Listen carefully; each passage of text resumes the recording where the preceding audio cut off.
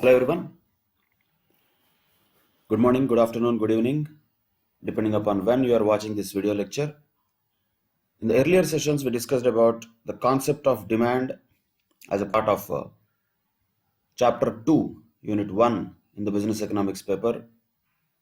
And also, we have extensively discussed about various factors that will influence the demand, which will have an impact on the demand, particularly the price of the commodity, the prices of related commodities, the incomes of the consumers, tastes and preferences of the consumers, expectations of the consumers. Like this, many factors will have an impact on demand, and some other factors in general, like the demography of a country, population of a country, wealth of a country, or you can call that national income, its distribution. Many factors, external factors, will have a huge impact on demand by itself. So in those factors, some of the factors are quantifiable, some of the factors are not quantifiable, in the sense their impact on the demand can be felt, but that cannot be measured. So that is the distinction between some of the factors and other factors. Of course, those factors where we can quantify, there we will calculate in future elasticity of demand. Where we cannot quantify, we cannot calculate anything, because there is nothing possible to be calculated in those cases. So tastes and preferences or expectations, they will not have any elasticity which can be calculated, not possible to measure that. But tendencies can be observed in those cases. However, when we know the impact of price of a commodity on the quantity demanded of that commodity, this relationship can be expressed as elasticity of demand. This relationship can be expressed in a quantitative manner as elasticity of demand, which will tell us how strongly these two are related with each other. Which two? The price of the commodity and quantity demanded of the same commodity. Same way, prices of the related commodities will have an impact. That also can be measured. Incomes of the people, incomes of the consumers also will have an impact. That also can be measured. So wherever there is a quantifiable nature of relationship between some factor and the demand, we can compute elasticity of demand. How to compute it? We'll come to this later. But at least we can know that now, okay, the elasticity of demand is something which is measured in respect of the impact of those factors on the demand which are quantifiable. But coming to the actual law of demand, which is particularly in relation to the relationship between price and the quantity demanded, and also demand function, demand schedule, or demand curve, those aspects let us understand in the today's session. When we talk about different types of factors will have some impact or influence on the demand, we are talking about various things which will change the output, that is demand. In other words, the relationship between different variables, if it is expressed as a function, if it is expressed as a mathematical function, how can that be expressed is what we can look at here. So this can be expressed like this. Say the demand function is the demand function can be expressed like this. That is the demand of X, which could be a possible function of various factors. All those factors can be just expressed like this. Means what? Demand of X, some commodity, let us say whatever that commodity X is a function of Px, that means price of X, M, which means the money income of the consumer or purchasing power of the consumer, Py, why we are talking about, for example, as a substitute. price of substitute Y. So Y is a related commodity to X, but what is the nature of it? That is a substitute. PC, once again, just indicatory. C means here complementary commodity to X. So X has two different commodities which are related to it. Y is a substitute, C is a complementary commodity. So whether the demand of X is dependent on the price of X or not? Yes. Is it dependent on the income of the consumers or not? Yes. Definitely yes. So each of them will have its own impact. Price of X will have its own impact. Money income of the people will have its own impact. Prices of the substitutes and complementaries will have their own impact. Tastes and preferences of the customers will have its own impacts. Or sometimes, let us say, advertisement expenditure also will have its own impact. Like this, different types of all these factors will have an impact on the demand of the product X. How they are related with each other is expressed as demand function. Now, naturally, some doubt will come, sir, how are we going to solve this function? Let us answer that. We are not going to solve this function.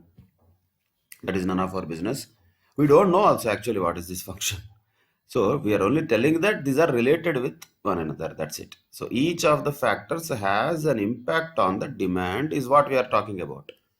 How is it having impact? That we don't know. That changes from product to product, from company to company, from market to market, place to place. That changes. We cannot define a demand function. We cannot actually derive a demand function in related to any commodity. That is not possible for us. That is beyond our level. For that, this requires a lot of market research. If at all, just for understanding purposes, somebody derives this function. If somebody proves this function, you will get PhD, sir, not a CA foundation. So that's why it is very way beyond what we can do. That is not our business. We are not going to derive this function. We are not going to actually tell what is the real relationship between the price of X and demand of X, how these two are exactly related with each other. It's difficult, just impossible to really calculate. Why? Because we are talking about a product X. What is that product X also we don't know. So in reality, we should know what is that product X, we should know what is that product Y, we should know what is that product C, and how the money income of the consumers is having impact on demand, how the advertisement expenditure is having impact on demand. Each of these independent variables have an impact on the dependent variable. So that is a point here you have to note. Independent variables are all what? Each of these things are independent variables. All of them are independent variables. So naturally, what is the dependent variable? Demand. Why? Because this is dependent on other variables. So dependent variable is demand. Independent variables are many. This is also only not a conclusive or exhaustive list, we can say. This is not. This list can be endless, etc., etc., etc., etc. So many other factors also can be there, which will also have an impact on demand. So we cannot say this function is finite. It is an infinite function which will go on till we know really how the demand is impacted by various factors. But once again, just to understand, this is almost practically impossible to really make this function work.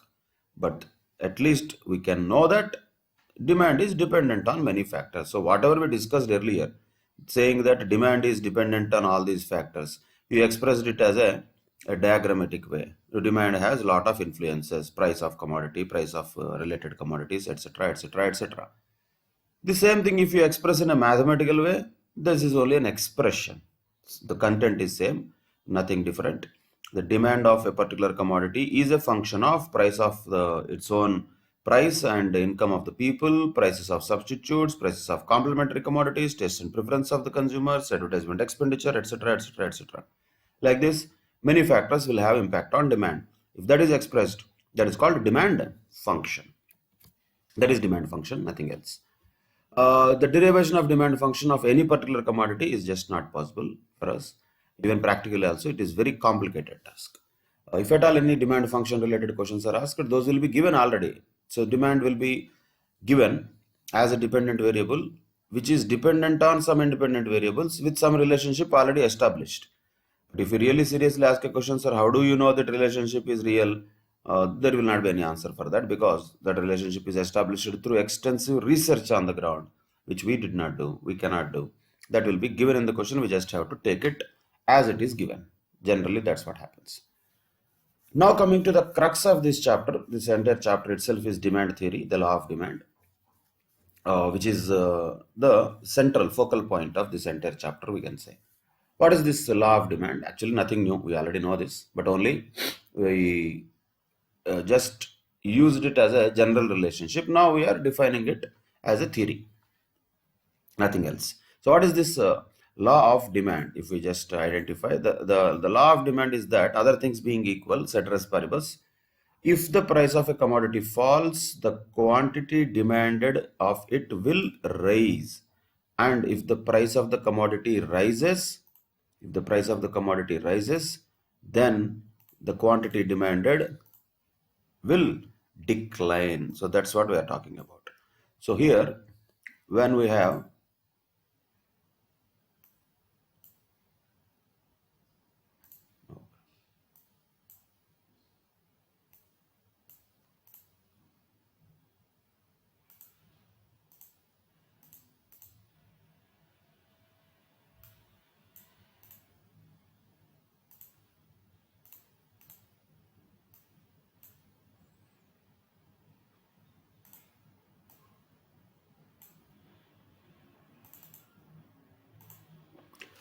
sorry. So here, according to the law of demand, other things being equal, if the price of the commodity falls, the quantity demanded of it will rise. Means what? The price of the commodity and the quantity demanded both are inversely related to each other. Don't we know that? We know that already. That's what is theoretically, scientifically told once again, saying the inverse relationship between two things. One is the price of the commodity, the other one is quantity demanded. So naturally, if the price of the commodity falls, quantity demanded of it will rise, and if the price of the commodity rises, quantity demanded will decline naturally. That means there is an inverse relationship between the price and quantity demanded. Ceteris paribus means, once again, all other things being equal. But I would like to draw attention on one point here, very important word. This also I told in the earlier classes. Quantity demanded. Quantity demanded is the word that we use when the factor we are checking is price of the commodity. So wherever the price of the commodity is linked to the demand, instead of using the word demand, we use the word quantity demanded. So that is why we always use the word quantity demanded and its a price. That is the relationship the law of demand will tell. You cannot say the relationship between demand and price. Demand and price, when you say, that will become technically wrong.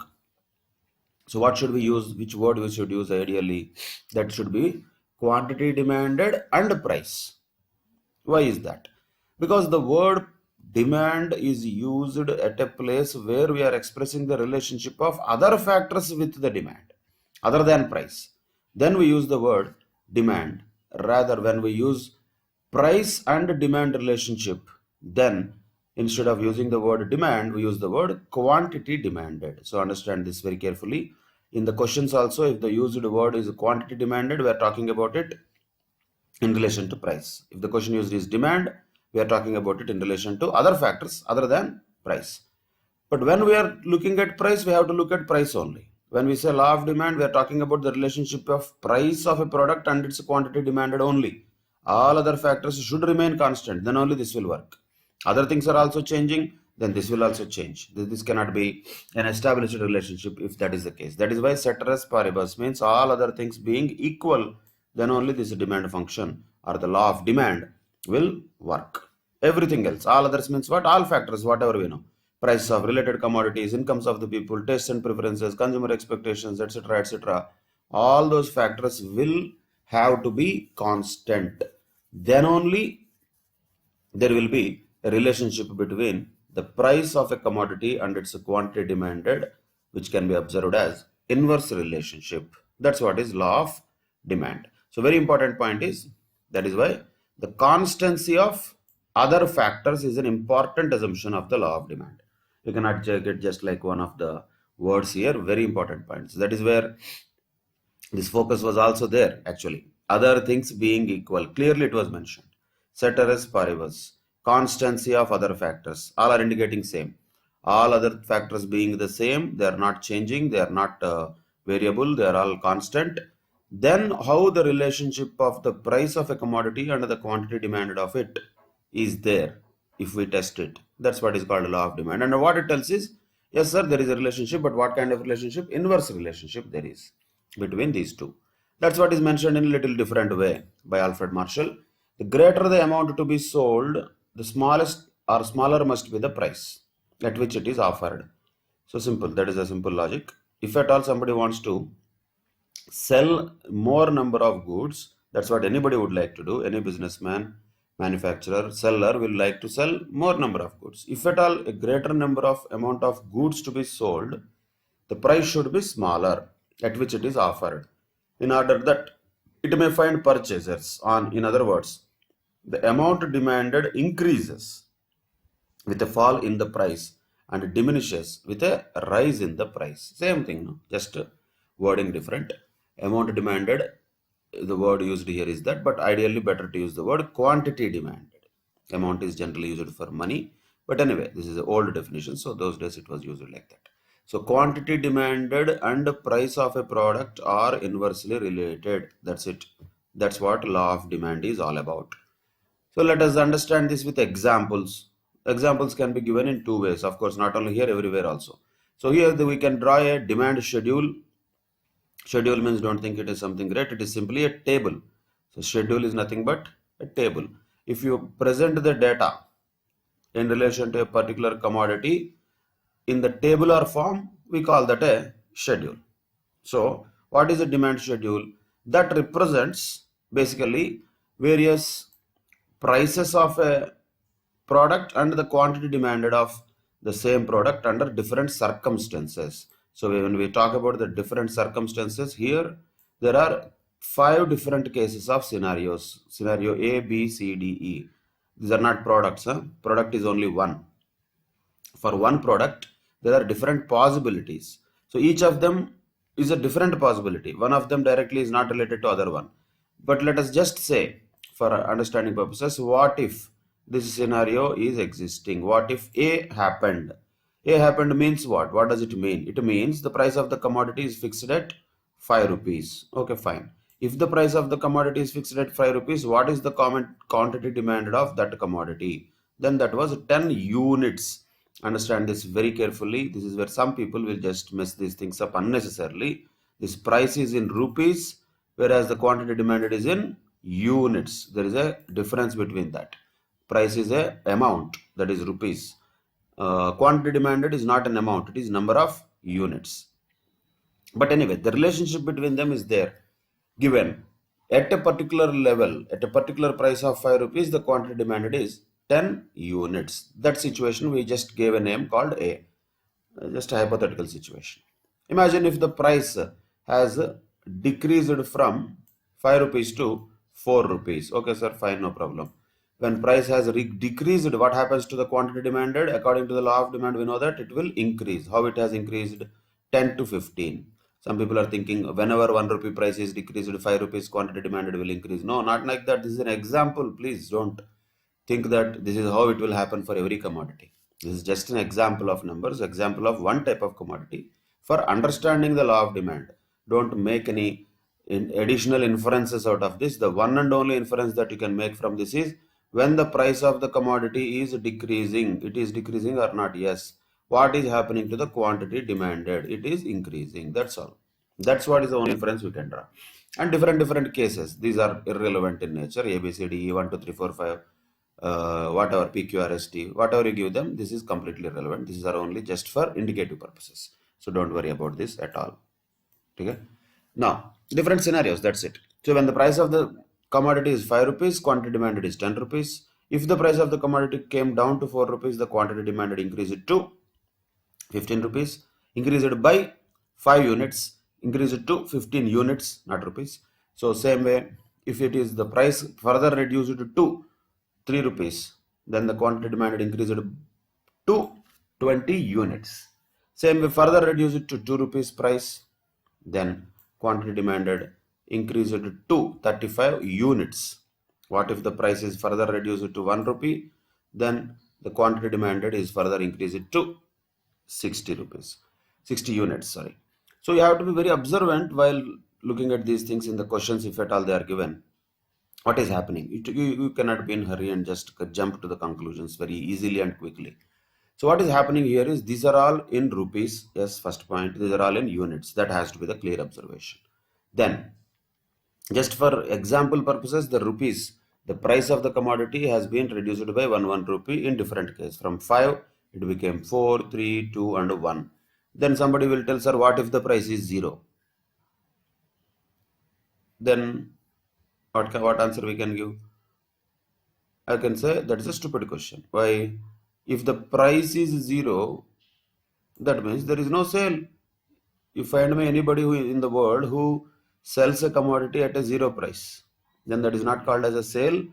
That is not forming part of economics at all. That is the answer for it. So the price cannot be 0. Not possible, just impossible. Price 0 means what? You are giving it for free. If anybody is giving something for free, then that is not part of the economic discussion. Economics discussion starts with, first and foremost thing, there should be an exchange value.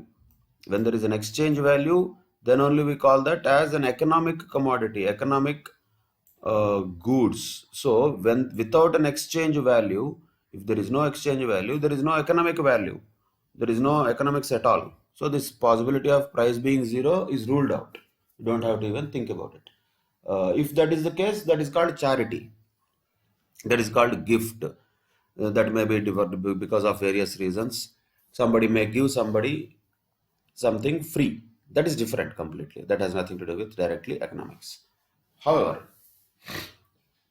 here we are talking about economic goods. Since the topic has come, sometimes people also get confused between the word goods and commodities. Are they same? In general, there is no much difference between them. But commodities is what we are talking about here. Those are having economic value or exchange value. Goods may or may not have exchange value.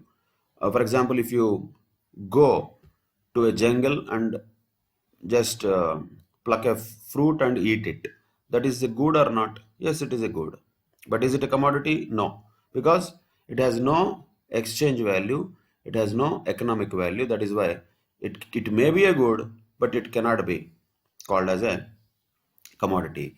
So here in economics, what we are interested in this is commodities. Of course, not just goods. Goods may or may not have exchange value. Commodities means always they have exchange values. Of course, goods are all commodities only. Commodities are also definitely goods. Commodities are not something which are falling from sky. They are goods also. But without exchange value, point is they are not part of the discussion in economics.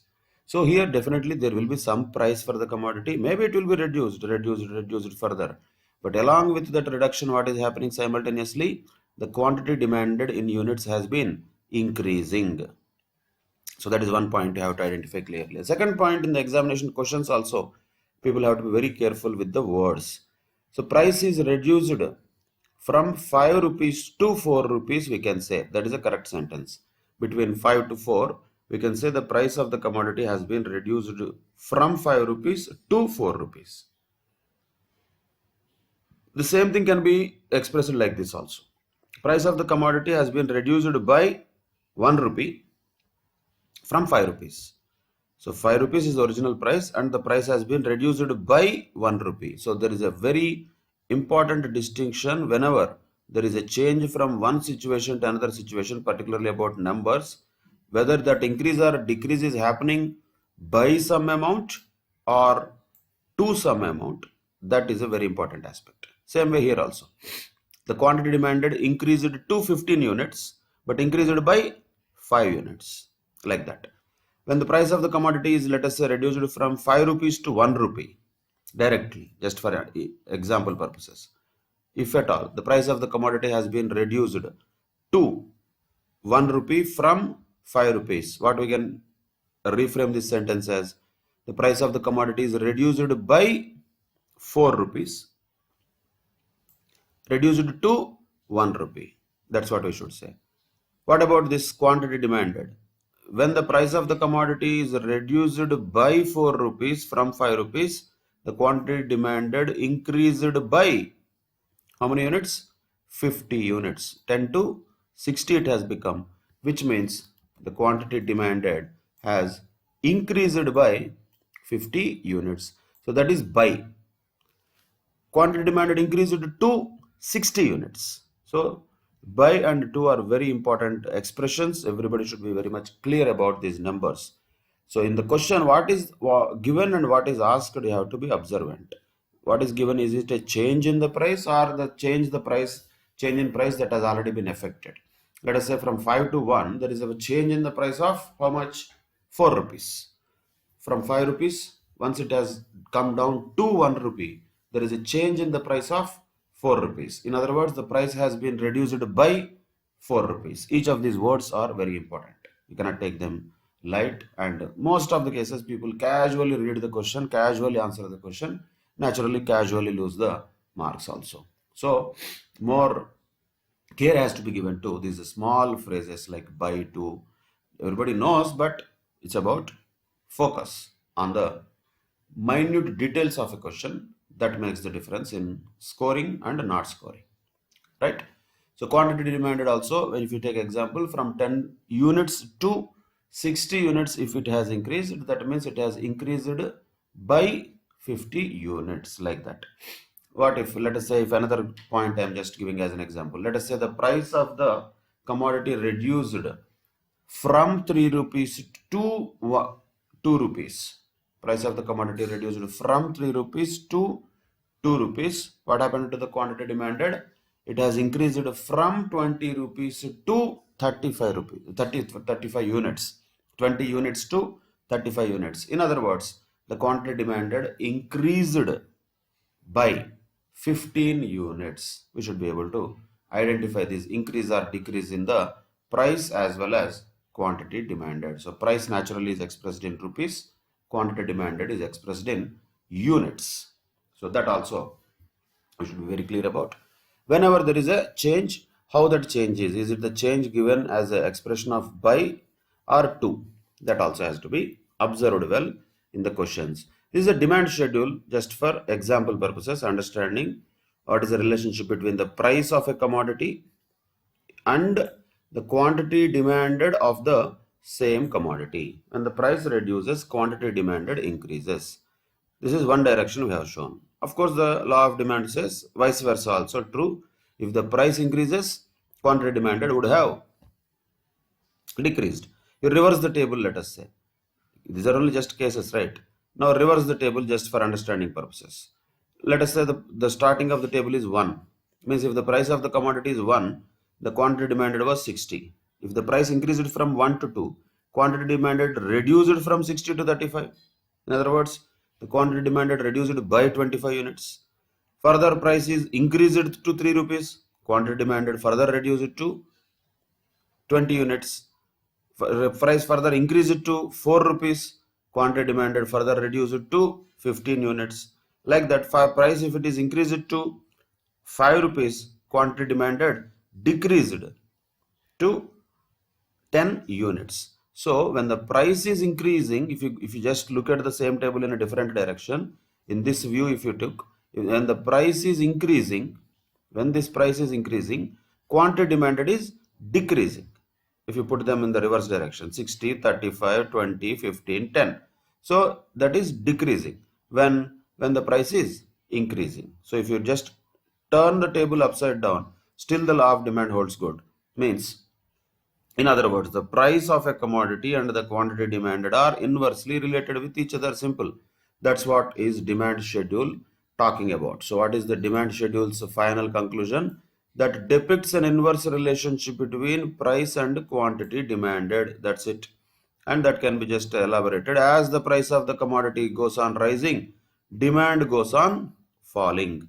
And vice versa. As the price of the commodity keeps on decreasing, demand keeps on increasing. That can be just demonstrated with an example or an illustration in a table format. If we do that, that is called demand schedule, nothing else. That is demand schedule. Then what if the same table is drawn on the graph? If the same table is drawn on the graph, what should be the name for it? We call it demand curve, nothing else. The points are same. Different situations A, B, C, D, E are there. At a situation A, understand these points very carefully here. What is on x-axis and what is on y-axis? What is on y-axis is price, and what is on x-axis is here quantity demanded. This has to be always the same. X-axis has quantity demanded, y-axis has price. Then we have a demand curve for some commodity, whatever the name of that is, let us say X. And there are different situations. Same way, how to read this graph? Very carefully, how to observe this graph. So when there is a price on the y-axis and quantity demanded on the x-axis, let us start with the price of 5 rupees, which is depicted by point A. So when price of the commodity is 5 rupees, what is the quantity demanded at a point A? Straight away you have to meet here. That is 10 units. If the price of the commodity is 5 rupees, quantity demanded is 10 units. Same way, if the price of the commodity is 4 rupees, where it will lead to? It leads to point B. When it is leading to point B, on the x-axis, where is it matching? It is matching with 15 units. Somewhere between 10 and 20 means 15 units is the quantity demanded when, if the price of the commodity is 4 rupees. Same way, if the price of the commodity further reduced to 3 rupees, then corresponding point is C on the graph. And what is the corresponding value on the x-axis? That is 20 units. 20 units. So if the price of the commodity is 3, then quantity demanded is 20 units. Price of the commodity is 2, then D point, quantity demanded is somewhere around 35 units. If the price of the commodity is 1, then the quantity demanded is going to be 60 units. That's what we talked about here. That's what is there here. The same numbers, if they are plotted on the graph, x-axis, y-axis, then this is the graph that we get. Almost it is a downward sloping graph. And why is it a downward sloping graph? Naturally, because of the inverse relationship between the price and quantity demanded. If both are going in the same direction, then it would have been an upward sloping graph. But no, these two are not having direct relationship. They are having inverse relationship. So as one increases, other decreases. So as one decreases, other increases. So as the price is decreasing from 5, 4, 3, 2, 1, quantity demanded was increasing from 10, 20, 10, 15, 35 and 60. Like this. As the price is decreasing, simple. This is decreasing, quantity demanded is increasing. And how this can happen? This can be only happening when the curve is downward sloping. So as this is decreasing here, what is happening here? Quantity demanded is increasing. That is why the demand curve is a downward sloping curve from left to right. From left to right, it is a downward sloping curve. That is the nature of the curve. Reason is important to understand. Reason is because the relationship between the price of the commodity and quantity demanded, which is nothing but the y-axis, that is price of the commodity, and the quantity demanded, which is there on the x-axis, the relationship is what? Inverse relationship. That is why the curve is also downward sloping. That's it. That's what happens here. So the downward slope of this curve is representing what? That indicates what? That indicates the inverse relationship between the price and quantity demanded. That's what is mentioned here. That describes an inverse relationship of price and demand. That is about the demand curve. Clear? So the inverse relationship is there, which is described by this demand curve.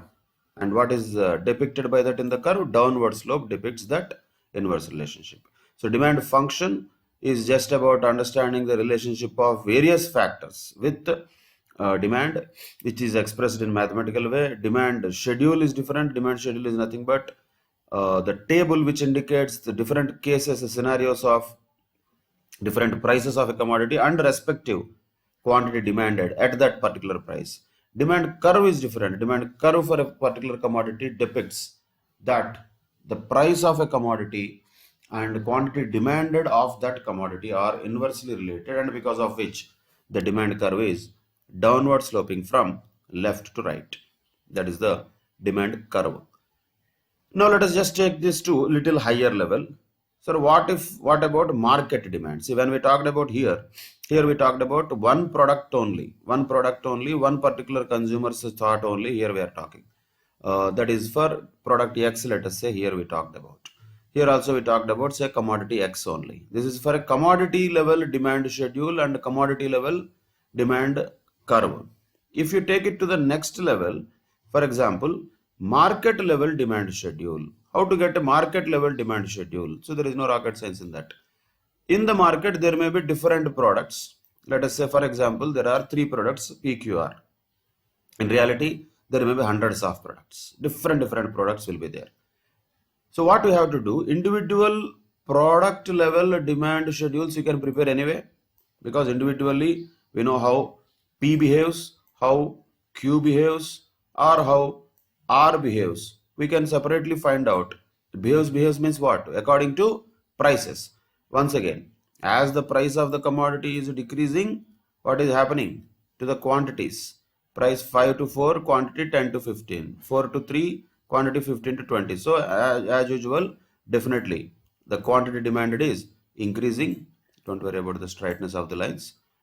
So here quantity demanded is increasing in all cases. If you observe, as the price is decreasing, quantity demanded is increasing. As it is going down, the quantity demanded is increasing. Or in other words, as it is going up, if you look at this direction, if the price is increasing from down to up, 1, 2, 3, 4, 5, if you see, then if you look at this direction, then what is happening? The quantity demanded is decreasing. Decreasing in the sense from 60 to 35 to 20 and 15 and 10, reducing. So same way, whatever we have already known about the demand schedule in relation to one product, now change it to 3 products, PQR. But all the 3 products, will they behave the same way? Maybe not. Maybe not. Definitely P has a different tendency. At price of 5, just understand this way, at a price of 5, P how many units can be sold? 10 units. Q how many units can be sold? 8 units. R how many units can be sold? 12 units. So total market demand is how much? 30. So if you add all these 3, whatever we get is called as total market demand. So at a price of 4, same exercise you will do. P little bit increased here. Why? Because price reduced. Q also little bit increased.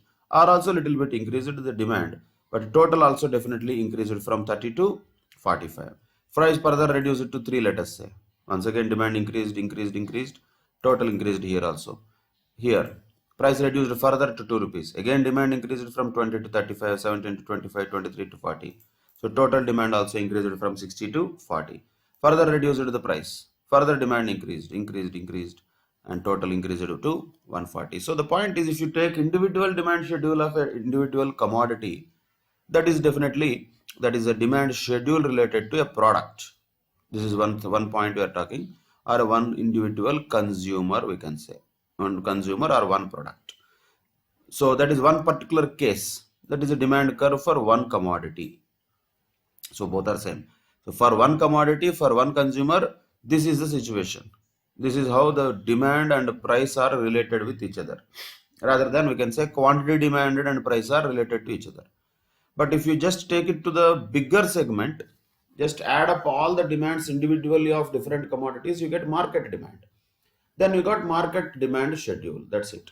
So what is market demand schedule is nothing but the aggregate of individual demands of different products.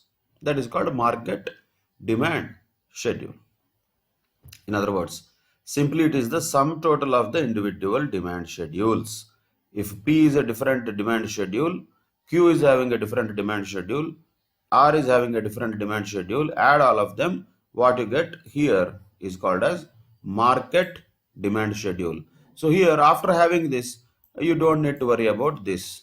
Directly you can identify the relationship between this and this straight away.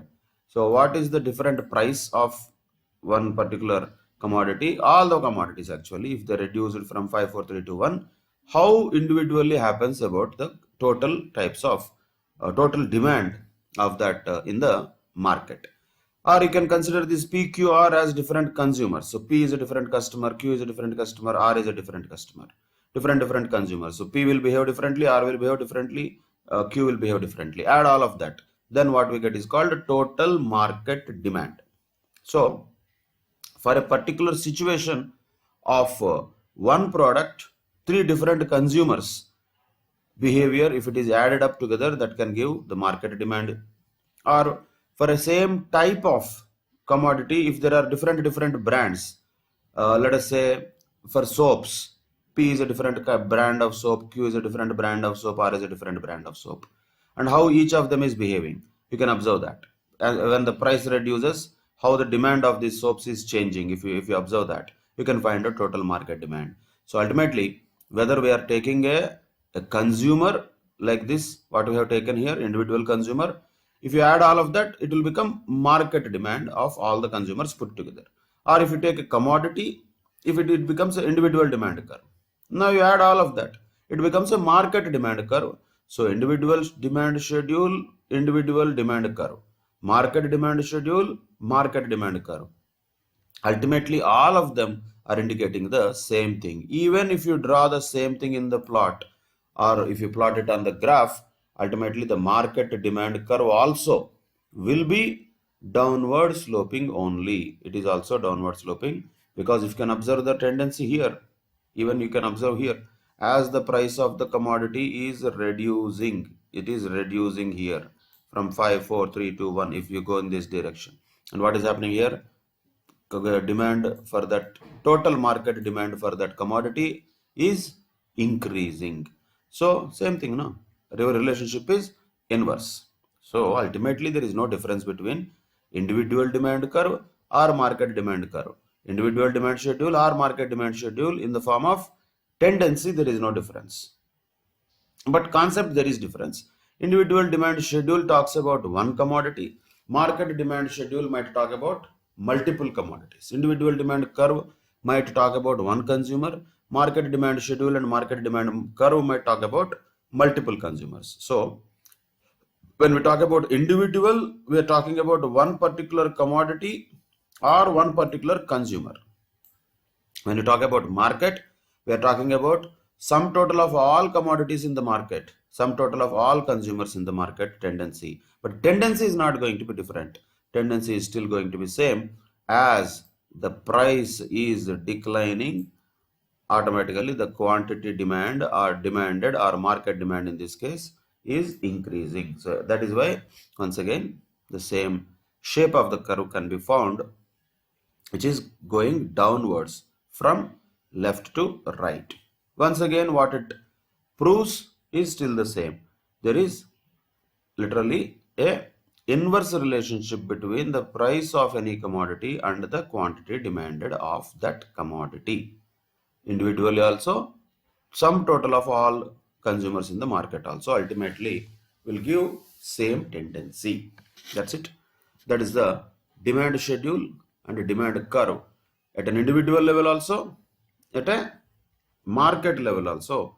We can understand them easily with these examples. Now let us move on to what is the rationale of law of demand. Rationale, in other words, reason, we can say. What is the rationale here?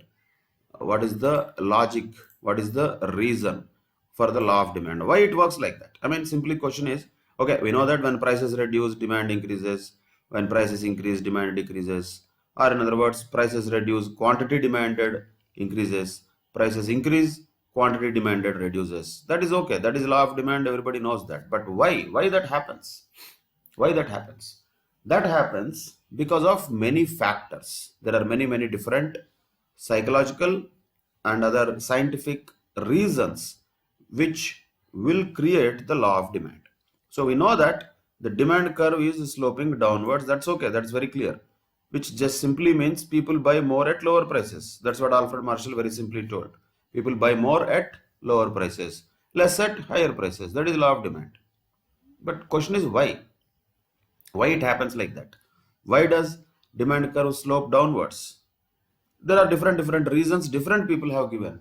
Of course, actually in reality, the real impact will be a cumulative effect of all these reasons. And we cannot say that one reason is correct, one reason is not correct. All these reasons will work. All of them put together will work on the proof of law of demand, we can say.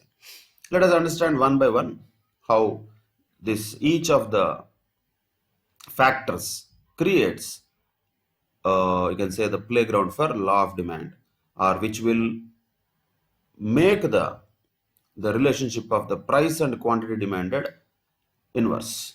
What factors will make that relationship? Let us understand one by one. First and foremost thing is the law of diminishing marginal utility. This is what we are going to discuss in detail in the next chapter, that is consumer behavior, next unit actually of the same chapter. So in the next unit of this chapter 2, unit 2 of chapter 2, we discuss this in detail, but let us just understand it at logical level. Don't need to go into the scientific words of utility, marginal utility, all those things we will discuss later in detail. But what is this diminishing marginal utility? The law is very simple, you can understand that very easily. The law of diminishing marginal utility says, as you keep on increasing the consumption of the same commodity by the same unit, one after the other, one after the other, one after the other, if you consume, whatever the satisfaction that you derive by consuming the first unit, that will be higher. Second unit will be lower. Further, if you increase the consumption, the satisfaction that you derive keeps on reducing. That is the marginal utility. In other words, the additional utility derived by consuming one additional unit is what is marginal utility. That additional utility derived by consuming one additional unit will not be constant, that will be decreasing. That's what law of diminishing marginal utility says. In other words, what as an example, if you take only for understanding, say if you eat one laddu, you will be definitely feeling happy because you like that and you have consumed one laddu. The utility derived, whatever it is, we don't know exactly. Utility is not something that can be easily quantified, but just let us say, if at all you want to quantify that, so a lot of utility you have got, whatever that utility you have got, that much utility you have got. One more laddu if you have eaten, laddu size is same, but the utility whatever you might have got may be definitely lesser than the utility what you obtained earlier. And if you further consume one more, then already you are not feeling well, not really interested in consuming. But if you consume one more, then the utility derived by that third laddu will be much lesser. And if at all you keep on consuming more and more, if at all, if it is going to be consumed further and further, there is going to be a much lesser utility in consumption of next laddu. Like this, whatever the utility you derive normally by consuming each commodity will be not same. Initially, you may get higher utility. You may be very happy by consuming that. Lot of utility you may get. But after that, next commodities, when you start consuming, the utility might reduce. After that, it may further reduce. After that, it may further reduce. So this is what law of diminishing marginal utility tells us, which is practically also possible to be understood if you don't do these experiments and all. It is easily understandable with imagination also. You don't have to start eating laddus to really know whether utility is going to be less or not. You can imagine that definitely it will be less only. If you start eating the fifth laddu also, sixth laddu also, then utility can go negative. Maybe we can vomit. So that is the danger. So don't do that. So that's why diminishing marginal utility theory says when a consumer keeps on increasing the consumption of a particular commodity, the additional utility generated by the consumption of one additional unit keeps on reducing. That is what is diminishing marginal utility. Marginal utility is reducing. That is why we are calling it as diminishing marginal utility. Now the question comes, sir, what is the relationship between that law and the law of demand. Why are we talking about the law of diminishing marginal utility here? It is there in the unit 2 of chapter 2 anyway. We will discuss that. But why are we talking about that here? There is a reason. Because these two are linked laws with linked in relation to each other. There is a link between them. The law of demand also, the law of diminishing marginal utility also are related with each other. How is that? Understand this logic simply. Now, let us take an imaginary situation once again. Let us say the first laddu what you are going to consume is priced at 10 rupees, let us say. First when you consumed it, 10 rupees. That is the original price of the first laddu that you consumed. You paid 10 rupees and took it and ate it. Done. Now the question comes, if somebody asks you to eat the second laddu also, will you pay 10 rupees for the second laddu? Don't tell me yes. If yes, that means you are not a rational consumer. A rational consumer with brains will not pay. Why he will pay? Because he is getting a lesser satisfaction than the first one. First one, he would pay 10 rupees and get some amount of satisfaction. This is a questionable thing. What is this satisfaction? How do you quantify it? Those things are all separate, but it can be felt, no? If quantified or not quantified. Even if you quantify also doesn't matter. So if 10 rupees he paid for this much satisfaction, for only this much satisfaction, why will he pay 10 rupees? Lesser satisfaction, why will he pay 10 rupees? He will not pay. Then what he'll say? No, Baba, I will not buy the second laddu at all. So naturally, the price has to be reduced from 10 to 9, let us say. Just for example. Let us say the price of the laddu has been made as 9. Then maybe he purchased that and ate that also. 2 laddus he has eaten.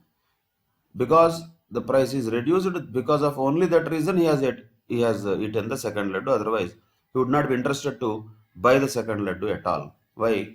Since he got a satisfaction of equivalent to 10 rupees by consuming first laddu, and he knows very well, since he is a rational customer, he has brain, he is logical customer, he knows very well the second laddu will not give him the same satisfaction as that of first laddu. He will never pay the same price as that of first laddu. He will buy it only if that price of the laddu is reduced to 9 rupees. Now, if you ask him to buy one more laddu, he will say, no sir, I will not buy. Why should I buy? Same logic. Why should he buy a laddu at 9 rupees? The third laddu, why should he buy at 9 rupees? Because by paying 10 rupees, he got this much satisfaction. By paying 9 rupees, he got this much satisfaction. He got already that much satisfaction. Why should he pay 9 rupees for only this much satisfaction? Very small satisfaction, small utility. Why will he pay more money for a small utility? No rational person will pay. So, he will not pay. He will not buy. So, what is the option? Reduce the price further. These are examples. Huh? Don't take these numbers too literally. Further 8 rupees to 8 rupees if the price is reduced, maybe he will be interested to buy one more laddu. Next laddu he will not buy at all unless it is reduced much further, let us say to 5 rupees. He will not go for the fifth laddu consumption at all. Why? The satisfaction or utility that he derives from the fourth laddu is much lesser. He is not at all interested to buy. If at all you want to induce him, if at all you want to make him buy, if at all you want to influence him to buy, the one and only option is you have to reduce the price further to 5 rupees. So what is this indicating? Okay, ultimately both are showing the same thing. Both are declining. What is declining? As the marginal utility is declining, naturally the prices of the commodities are also forcefully are supposed to be declined. No option. When the marginal utility is declining, prices of the commodities are also to be declined. Without the prices being declined, people will not consume more. So naturally what it proves?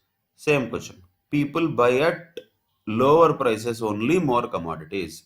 If the prices are not lowered, people will not buy. Simply once again, the quantity demanded and the price are inversely related with each other. That is why demand curve slopes downwards.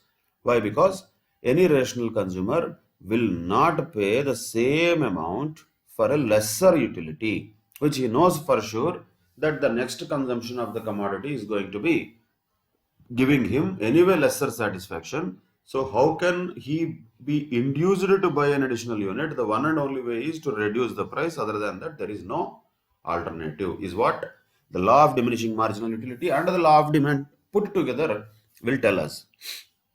Of course, there are a lot of limitations in this. Don't worry about them. Those limitations we'll discuss when we reach to those theories. These are theories end of the day. Not that 100% as it is like this only it will happen. No. Theories will give general tendency of how it works. Will it not work? Price and demand, are they not related? Even if you take practically also? Absolutely yes, they are related. Are they not inversely related? Definitely yes. Exactly like this only 10985? No, that is different. This is an example. Like this only it will not be there. That changes from commodity to commodity, market to market, consumer to consumer. A lot of factors will have influence on that. But in general, the relationship definitely yes, that is there. So law of diminishing marginal utility works, and because the law of diminishing marginal utility works, law of demand also works. Because of that, the demand curve slopes downwards.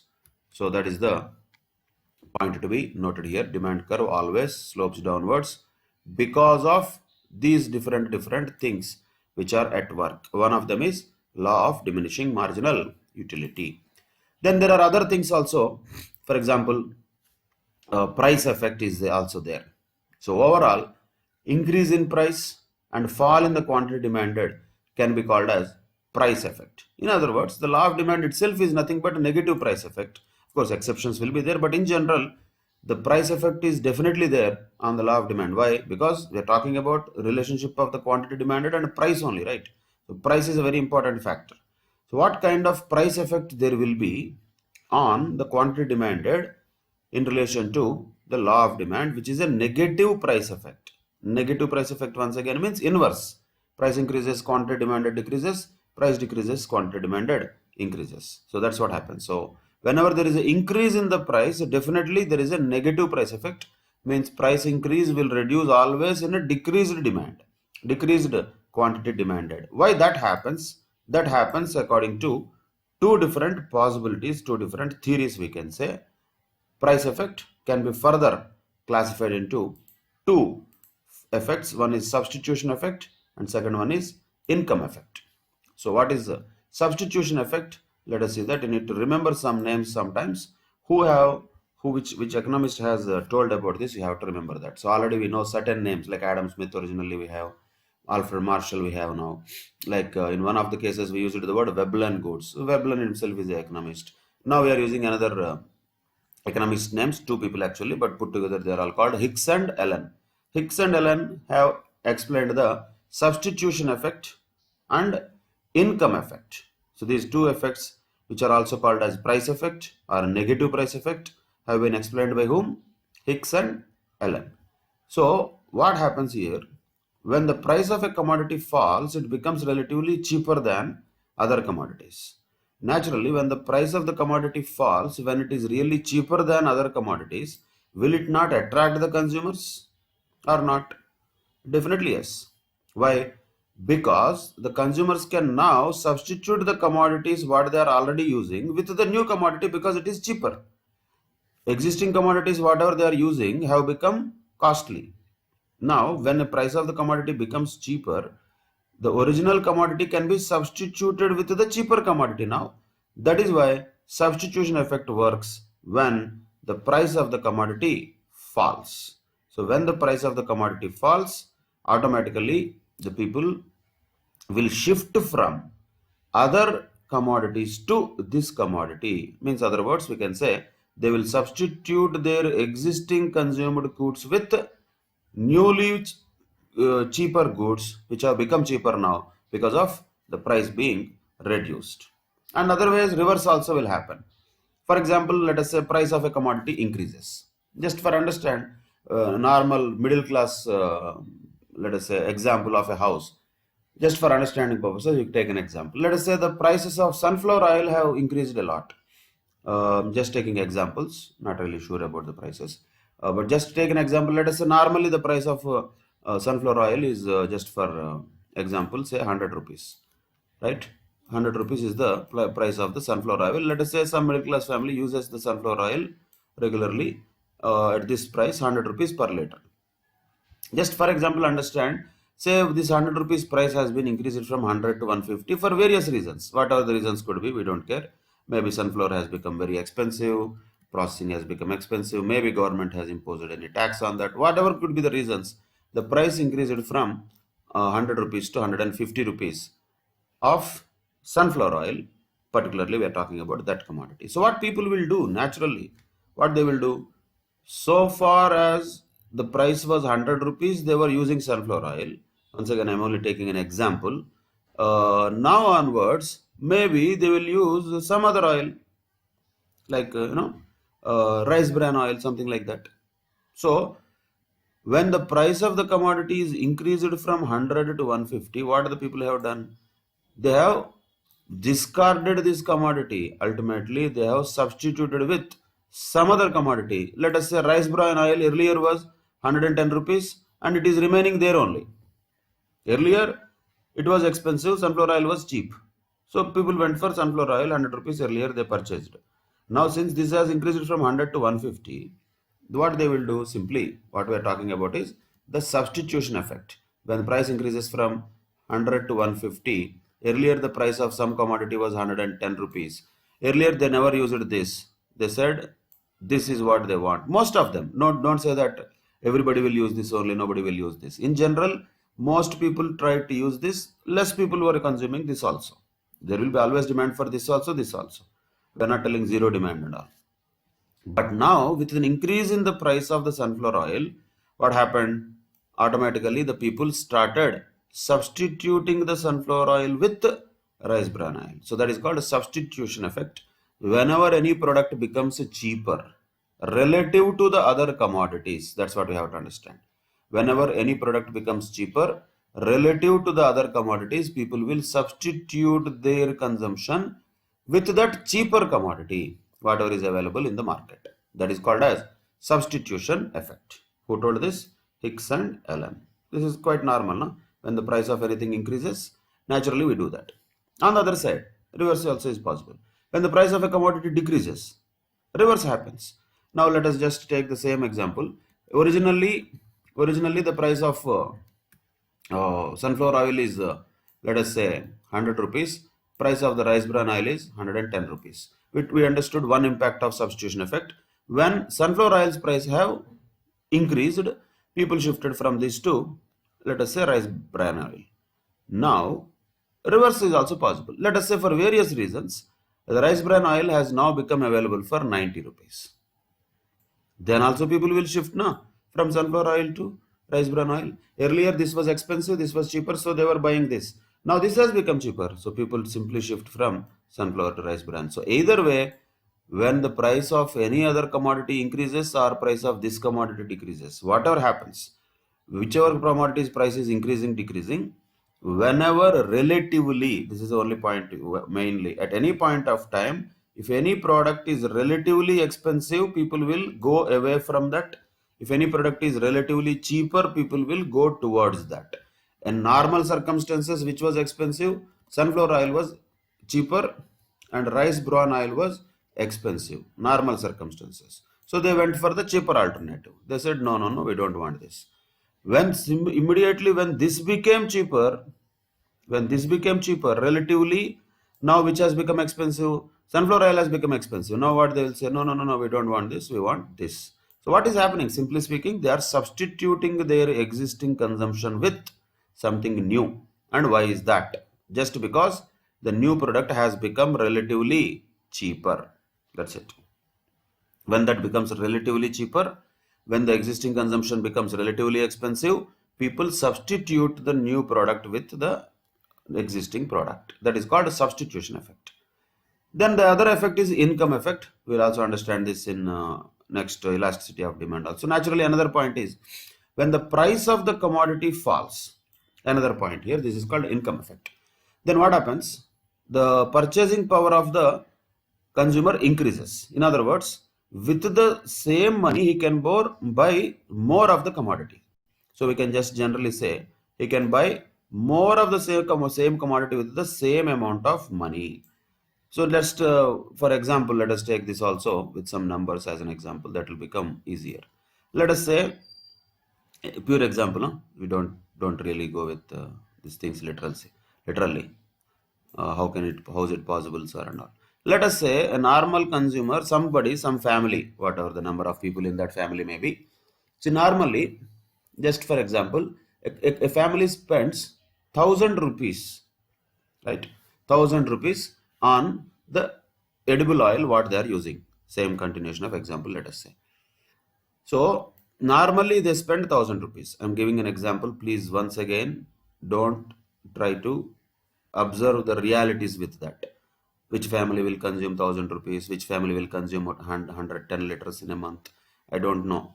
I'm just giving an example here. So please understand the limitation of an example. Example is an example. If that becomes a problem, we can have a very simple super idea. So commodity A, then there is no problem. When I give an example of something which is descriptive, then problem comes. People will start thinking about it. So commodity A, we don't care. So we don't know what is that commodity. So let us take that. That is easy. So let us say there is a commodity A of which a family consumes spends actually 1,000 rupees in a month, and price of that commodity A is 100 rupees. So naturally, how many number of units they can consume in a month of that commodity A, whatever that may be, 10 units they can consume simply, right? So 10 units is the consumption what they can have in a month, commodity A, because their budget for that is 1,000 rupees. Each unit of commodity A is 100 rupees. They can consume 10 units of commodity A. Now, just for understanding purposes, of course, the income has not changed much. Income is more or less the same. But what if the price of the commodity has reduced from 100 to 50? Once again, for computational convenience, we are taking like this. Suddenly, that much change in price, no commodity will have. Imagine, just imagine, if the price of the commodity reduced from 100 to 50. Income is same. So naturally, what happened? How many units of that commodity the family can consume now? Instead of 10, they have the capacity to consume 20 units. So understand the simple relationship. This is what is income effect ultimately. Income remained same, but because of a reduction in the price of the commodity, the quantity consumed has increased. Quantity consumed by a consumer is nothing but demand, right? So what is demand when you look at a market point of view? It is the quantity consumed by different consumers. All consumers put together is market demand. So for a consumer, if for a family, if this is what is happening, for the market also the same thing happens. The total market, the total country's income more or less is a small growth. If there is a reduction in the prices of the commodities, automatically there will be an increase in the consumption and demand of a particular commodity. From practical perspective, you can take example of mobile phones in India particularly. Mobile phones demand, of course not now, looking at let us say 10 years tendency, 10 years graph of mobile phones purchases and demand in India, if you say, incomes of the people have remained more or less same. We cannot say they have tremendously increased. They have increased a little bit overall, but not like tremendously increased. But still, the demand for the mobile phones, or we can say the consumption or the purchase of the mobile phones, has increased tremendously. How is that possible? That is possible because of income effect. Though income remained more or less the same, since the prices of the commodities, particularly in this example, the mobile phones, has reduced, quantity demanded of them has increased tremendously. And why this happened? Because of income effect. In other words, now we can say when there is a reduction in the price, with the same income the consumer can buy more products, which naturally increases the consumption, which also automatically increases the demand. That's what it is. In a nutshell, this can be called as the purchasing power of the consumer increases when the price of the price of the commodity reduces. When the price of the commodity reduces, purchasing power of the consumer increases. Income has not increased, but purchasing power has increased, which in turn will induce him to buy more of that commodity. That's what happens. That is called income effect. So these two effects were propagated by Hicks and Allen. One is substitution effect, one is income effect. Substitution effect says when the price of the commodity changes, definitely some other commodity or this commodity is going to become relatively cheaper.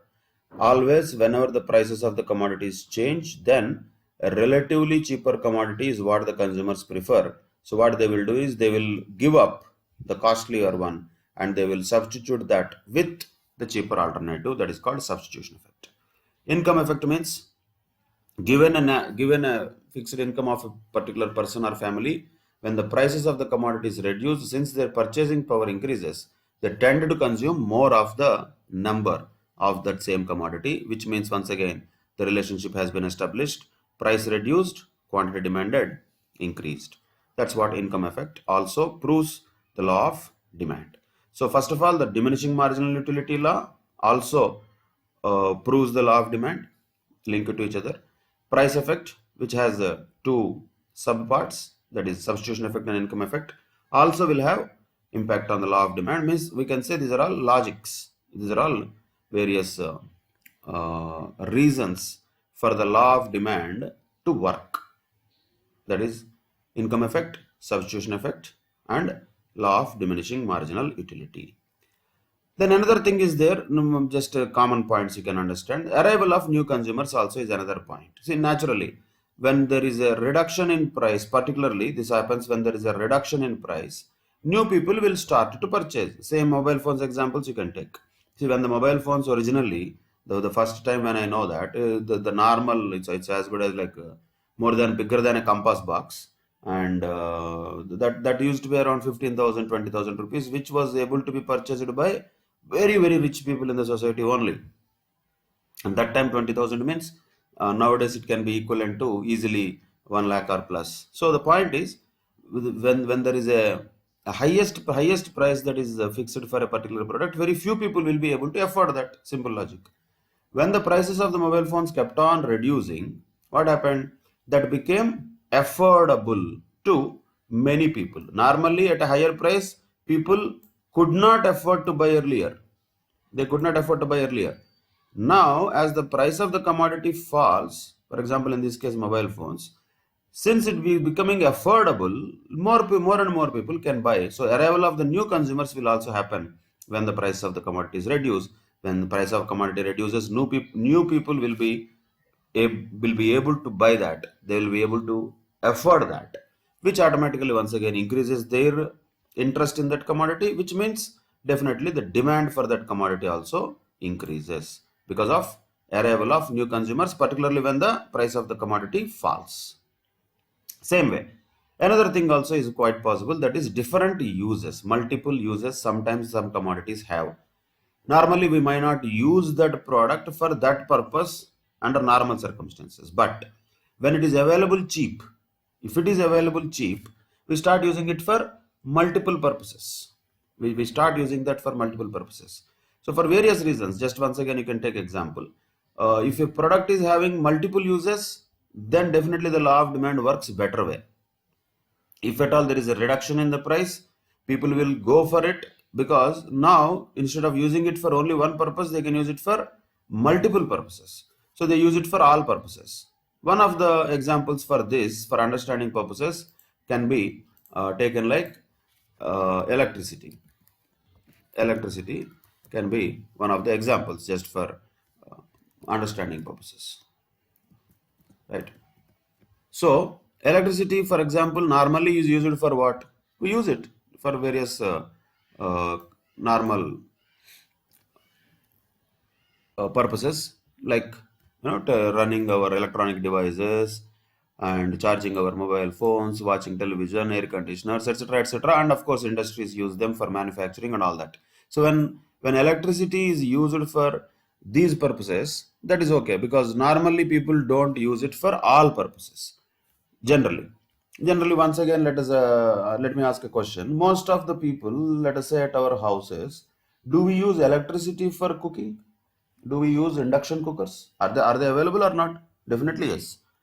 Are they working or not, induction cookers? Definitely yes. Will there be any much difference between a gas stove and induction cooker? I'm not sure, but I think ultimately the final output should be same.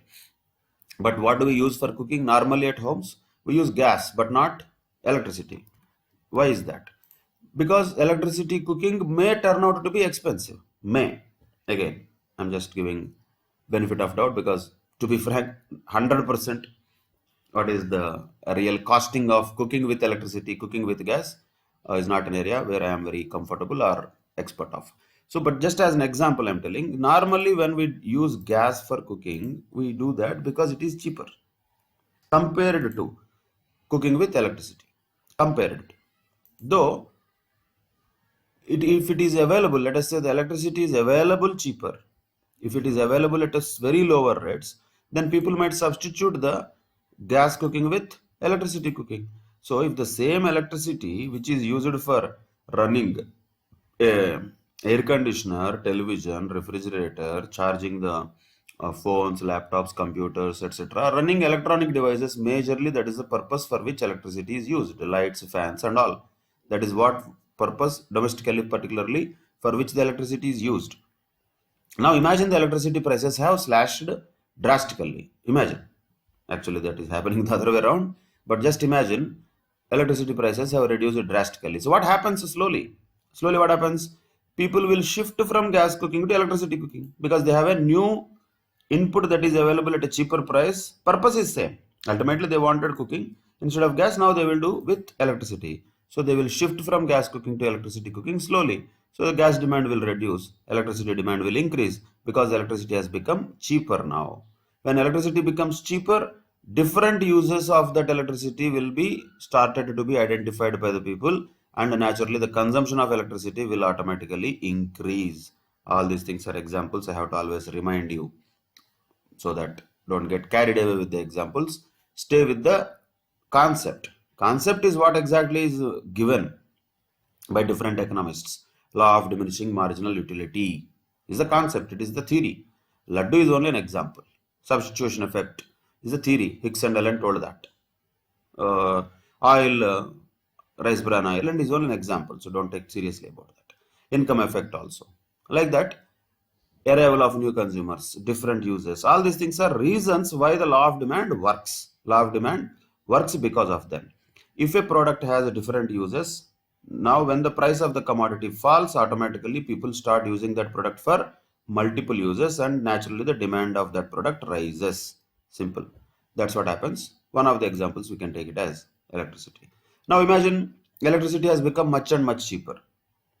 Then people will compare, maybe in other words, the cars also now already it has increased. So when the cars are all now usually run with petrol or diesel, slowly people may shift from diesel petrol cars to electric cars. Why? Electricity may be much cheaper for them to actually consume. So when the products become cheaper, naturally the consumption increases, is what law of demand says. And one of the reasons why it happens is different uses. Different uses of a particular commodity will also create the situation where the law of demand works. Okay, these are the various, you can say, rational or logics, reasons why the law of demand works, or why the demand or quantity demanded of a commodity increases when the prices decrease, and vice versa. Why it happens? It happens because of these technical reasons. It happens, no, it happens, it is nature, not like that. There is a logic behind it. Why it happens? Because of these things it will happen. Because of diminishing marginal utility, because of substitution effect, because of income effect, because of arrival of new consumers, and because a commodity might have different uses. Because of all these reasons, the law of demand works, and that is the essence of the theory of demand or law of demand, with the graph that we have already discussed, that is demand curve, and demand schedule is nothing but a table. Demand function is nothing but an expression of how various dependent variables like dependent variable is going to be influenced by the different independent variables like price of the commodity, prices of substitutes, complementaries, income of the people, advertisement expenditure, tastes and preferences, etc., etc. Like that, how different factors will have an impact on demand. If you just write it as a f function of, that is what is demand function, nothing special about it. We cannot actually derive that. It's only about an expression. Demand schedule is nothing but a table. Demand curve is nothing but a graph. What are the same table of demand schedule? If you draw it on the graph, we call it demand curve. That's it. And the law of demand is proven by the demand curve. That is a very important relationship we should understand. The price and the quantity demanded of a particular commodity are having inverse relationship. When they are having inverse relationship, because of that only the demand curve is downward sloping from left to right. That is the proof of the relationship between price and quantity demanded. Demand curve shape itself is the proof. But reason is what? What is the reason for such downward sloping demand curve? What is the reason for the inverse relationship between price and quantity demanded? That we discussed very importantly, which are the law of diminishing marginal utility, and there is a substitution effect, and there is an income effect. Both are told by Hicks and Allen. And because of the arrival of new consumers, also the quantity demanded might increase when the price reduces. Same way, because of the multiple uses of a particular commodity, also the quantity demanded might increase when the prices decrease. So these are all different reasons why the law of demand works. With that, we can conclude today's session. And in the next session, we will discuss about the exceptions to the law of demand. Is law of demand applicable in all cases, or are there any exceptions? What are those exceptions? Those things we will discuss in the next session, and further topics in the same chapter we will continue the discussion in the next session. Till that time, take care. Bye bye. Thank you very much.